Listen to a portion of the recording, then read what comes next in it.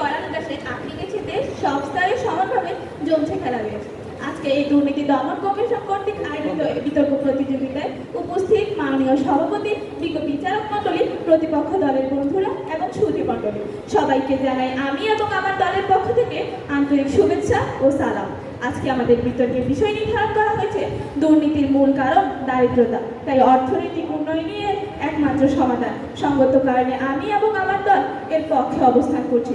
প্রথমে এই বিষয়টি সংজ্ঞায়ন করছি। দুর্নীতি বলতে কি বোঝায়? দুর্নীতি বলতে বোঝায় ন্যায় নীতির বিরুদ্ধে অর্থাৎ অবৈধ পন্থায় অর্থ উপার্জন করা। মূল কারণ হলো প্রধান কারণ। দারিদ্রতা বলতে বোঝায় মানসম্মত জীবনযাপনের ন্যূনতম চাহিদা পূরণ করতে না পারা। অর্থনৈতিক উন্নয়ন হলো মানুষের মৌলিক চাহিদা পূরণের সক্ষমতা বৃদ্ধি। একমাত্র হলো অনন্যতা, সমাধান হলো কোনো কিছু মীমাংসা করা। মাননীয় মডারেটর, বর্তমানে দুর্নীতি কথাটি আমাদের দেশের মানুষের মুখে মুখে প্রচলিত, আর এই দুর্নীতির মূল কারণই হচ্ছে দারিদ্রতা। আমরা যদি আমাদের দেশের বিগত কয়েক বছরের দুর্নীতির প্রেক্ষাপট দেখি, তাহলে সেখানে দেখা যায় দেশে বেশিরভাগ দুর্নীতির পেছনেই রয়েছে দারিদ্রতা। গ্রিক দার্শনিক এরিস্টটল বলেছে, poverty is the parent of revolution and crime, অর্থাৎ দারিদ্রতা হলো বিপ্লব এবং অপরাধের জনক।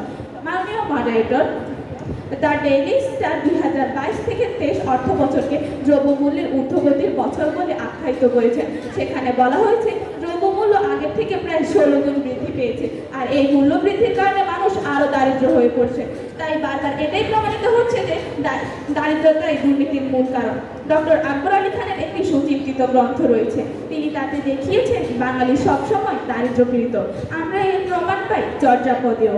সেখানেও একদিকে প্রাচুর্যের কথা, লোভ, লালসা, ভোগ ও ঈর্ষার কথা, অন্যদিকে দারিদ্র তথা চরম দারিদ্রের কথা। আর এই দারিদ্রতার কারণেই সংঘটিত হচ্ছে দুর্নীতি। মাননীয় মডারেটর, একজন খেটে খাওয়া দিনমজুর যখন তার উপার্জিত আয় দ্বারা পরিবার পরিচালনা করতে ব্যর্থ হয়, তখন সে ন্যায় নীতির বিরুদ্ধে গিয়ে অর্থাৎ অসৎ পথে অর্থ উপার্জন করে। এক্ষেত্রে তার দুর্নীতির পিছনে রয়েছে দারিদ্রতা। দুর্নীতির জন্য দারিদ্রতাকে প্রধানত দায়ী করেছেন কৃষিমন্ত্রী মতিয়া চৌধুরী। তাই দুর্নীতি নির্মূলে দারিদ্রতা দূর করার উপর জোর দিয়েছেন তিনি। মাননীয় মডারেটর, 17 কোটি জনসংখ্যা নিয়ে বাংলাদেশ বিশ্বের সবচেয়ে ঘনবসতিপূর্ণ দেশগুলির মধ্যে একটি। বিশ্ব ব্যাংকের মতে বাংলাদেশের চরম দারিদ্রতার হার 2016 সালে 12.9% নেমে এসেছে। বিশ্ব ব্যাংকের প্রেসিডেন্ট জি ইয়ং কিম দারিদ্র বিমোচনে বাংলাদেশের মুখ্য উন্নয়নের প্রশংসা করেন, যেখানে 1991 সালে 44.2% থেকে দারিদ্রতার এই হার 2010 সালে 18.5% নেমে এসেছে। বাংলাদেশ তার দারিদ্র্যের হার কমাতে অভাবনীয় অগ্রগতি অর্জন করেছে এবং বিশ্ব ব্যাংকের মতে 2030 সালের মধ্যে চরম দারিদ্র বিমোচনে বাংলাদেশের বড় সুযোগ রয়েছে। সংস্থাটি 2022 সালের মে মাস থেকে 2024 সালের সেপ্টেম্বর পর্যন্ত সময় তথ্য উপাত্ত বিশ্লেষণ করে দেখিয়েছে, এ সময় নতুন করে 78,60,000 মানুষ দারিদ্র্য সীমার নিচে চলে গেছে। এর মধ্যে 38,20,000 মানুষ দারিদ্র থেকে হতদরিদ্র, আর দারিদ্র সীমার নিচে চলে যাওয়ার ঝুঁকিতে রয়েছে 98,20,000 মানুষ। আমরা যদি এই দারিদ্র পীড়িত লোকদেরকে কর্মসংস্থানের সুযোগ করে দিতে পারি, অর্থাৎ তাদেরকে অর্থনৈতিকভাবে উন্নয়ন করতে পারি, তাহলে এই দারিদ্র নির্মূল হবে। ধন্যবাদ মাননীয় মডারেটর, ধন্যবাদ সবাইকে। ধন্যবাদ পক্ষের প্রথম বক্তা নাওশীন শারমিনকে। এবার আমি দেখে নিচ্ছি আজকের বিতর্কের বিপক্ষের প্রথম বক্তা তাসনিয়া মোস্তফাকে।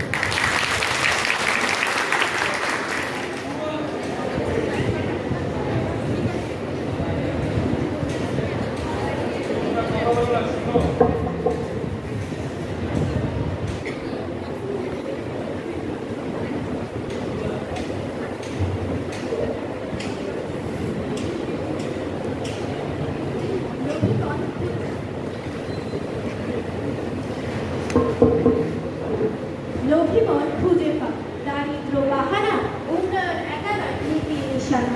দুর্নীতি শুষে রক্ত, উন্নয়ন ভেস্তে যায়, সুশাসন ছাড়া আলো আধারেই মিশে যায়। টাকা আনে না সততা, বিবেক জাগাও আগে, দুর্নীতির কালো হাত রুখিব সজাগে। ধন্যবাদ মাননীয় মডারেটর, আমাকে প্রধান মঞ্চে বক্তব্য প্রদানের সুযোগ দেওয়ার জন্য।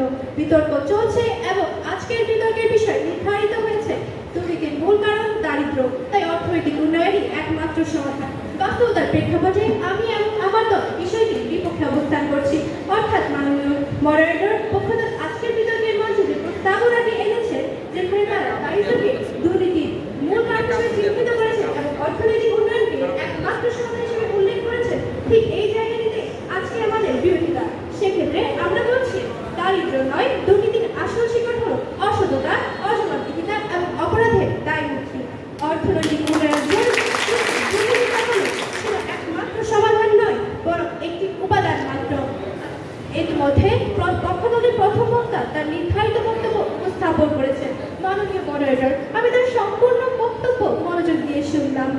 তার উচিত ছিল এবং আমরাও আশা করেছিলাম তিনি তার বক্তব্যে আজকের প্রতিপাদ্য বিষয়টি যথার্থ সংজ্ঞায়ন করবেন এবং তাদের দলীয় অবস্থা সুস্পষ্টভাবে ব্যাখ্যা করে যাবেন। কিন্তু মাননীয় মডারেটর অতি প্রত্যাশায় আমরা হতাশ হয়েছি, তাই বিপক্ষ দলের হয়েও পুনরায় সংজ্ঞায়ন করছি। দুর্নীতি হলো ব্যক্তি স্বার্থ অর্জনের বা ব্যক্তিগত লাভের উদ্দেশ্যে অর্পিত ক্ষমতার অপব্যবহার। জাতিসংঘ প্রণীত ম্যানুয়াল অন অ্যান্টি কারাপশন পলিসিতে বলা হয়েছে যে ব্যক্তিগত স্বার্থ উদ্ধারের জন্য ক্ষমতার অপব্যবহারই হলো দুর্নীতি, the abuse of public office for private gain. আর দারিদ্র্য হলো জীবন ধারণের জন্য প্রয়োজনীয় মৌলিক চাহিদাগুলো পূরণ করতে না পারার অভাব বা অক্ষমতা। মূল কারণ বলতে বুঝাচ্ছি অনেকগুলো কারণের মধ্যে প্রধান কারণকে। আর অর্থনৈতিক উন্নয়ন বলতে একটি দেশের বা অঞ্চলের অর্থনীতির গুণগত ও পরিমাণগত উভয় প্রকার ইতিবাচক পরিবর্তনকে বোঝায়। আমরা সুস্পষ্ট তথ্য উপাত্ত ও যুক্তির মাধ্যমে আজকের বিতর্কের মঞ্চে প্রমাণ করে যাব দুর্নীতির মূল কারণ দারিদ্র্য নয় এবং অর্থনৈতিক উন্নয়নই এর একমাত্র সমাধান নয়। মাননীয় মডারেটর, দুর্নীতির মূল চালিকা শক্তি দারিদ্র্য নয় বরং লোভ, ক্ষমতার অপব্যবহার এবং জবাবদিহিতার অভাব। বিজ্ঞ প্রতিপক্ষ আপনারা বলেছেন দারিদ্র্য দুর্নীতির মূল কারণ, অর্থাৎ দরিদ্র মানুষই দুর্নীতি করে। কিন্তু প্রশ্ন হলো বড় বড় অর্থ কেলেঙ্কারি, ব্যাংক লোক হাজার কোটি কোটি টাকা বিদেশে পাচার করেন কারা? দরিদ্র রিক্সাওয়ালা না ঘুষখোর উচ্চপদস্থ মামলা একবার ভেবে দেখুন সমাজে কোন স্তরের মানুষ সবচেয়ে বেশি দুর্নীতির সঙ্গে জড়িত? দিন আনে দিন খায় এমন মানুষগুলো, নাকি তারা যাদের প্রাচুর্যের কোনো কমতি নেই, যারা ক্ষমতার বসে He is not the man with empty plate, but those in suits who rob the state. মাননীয় মডারেটর, আমার প্রতিপক্ষ বন্ধুরা দাবি করেছেন অর্থনৈতিক উন্নয়ন একমাত্র সমাধান। তাহলে কেন উন্নয়নশীল দেশের বাজেট থেকে হাজার হাজার কোটি টাকা উন্নয়নের নামে লোপাট হয়?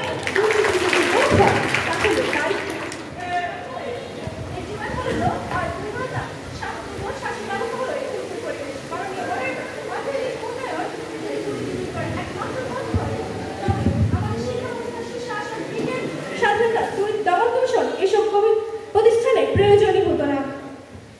দুর্নীতি একটি সামাজিক ক্যান্সার, এটি চিকিৎসা চায় আইন, শিক্ষা এবং সচেতনতা দিয়ে, শুধু টাকার ইনজেকশন দিয়ে নয়।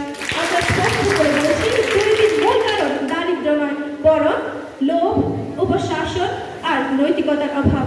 উন্নয়ন যদি হয় শুধু গুটি কয়েক জনের পকেট ভারী করা হাতিয়ার, তবে তার সমাধান নয় বরং আরও দুর্নীতির জন্ম দেয়। নৈতিকতা, জবাবদিহিতা, শিক্ষা এবং সুশাসনের মিশ্রণে দুর্নীতির অবসান সম্ভব।